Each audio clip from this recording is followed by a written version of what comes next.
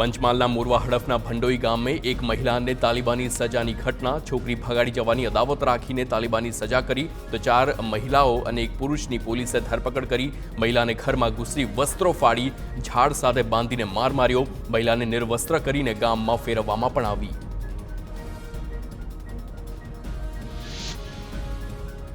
સુરતના કતારગામમાં કરોડો રૂપિયાના લૂંટનો કેસ।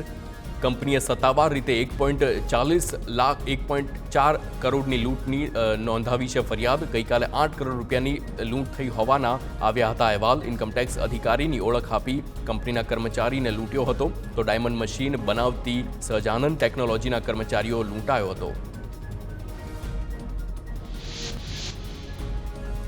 સુરેન્દ્રનગરના ઝરિયા મહાદેવ નજીક આવેલા પજવાળીની સીમમાંથી લીલા ગાંજાની ખેતી ઝડપાઈ છે તો ભાવેશ રુદાતલા નામના યુવકે લીલા ગાંજાનું વાવેતર અને વેચાણ કર્યું હતું। પોલીસે 37 કિલો ગાંજાનો જથ્થો જપ્ત કરી તપાસ હાથ ધરી।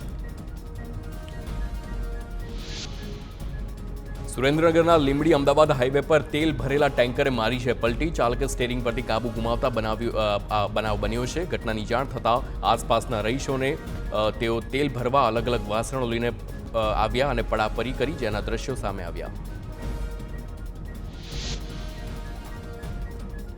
હિમાચલ પ્રદેશ સરકારના મંત્રી વિક્રમાદિત્ય સિંઘે કહ્યું કે મેં પાર્ટી હાઈકમાન્ડને વાસ્તવિક સંજોગો વિશે જાણ કરી દીધી છે। હવે તેઓ નક્કી કરવાનું છે કે તેમને આગળનું પગલું શું હશે। આવનારા સમયમાં ગમે તે હોય પાર્ટી હાઈકમાન્ડ સાથે ચર્ચા કરીને કરવામાં આવશે। મને વિશ્વાસ છે કે જે પણ નિર્ણય લેવામાં આવશે તે સંગઠન પાર્ટી અને રાજ્યના લોકોના હિતમાં હશે।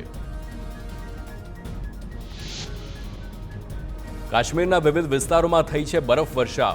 બરફવર્ષાના કારણે પ્રવાસીઓમાં ખુશીનો માહોલ જોવા મળી રહ્યો છે। લોકો બરફમાં મોજ લેતા નજરે ચડ્યા છે। સતત બરફના કારણે સ્થાનિક અને પ્રવાસીઓમાં ઠંડીમાં ઠૂંઠવાયા છે।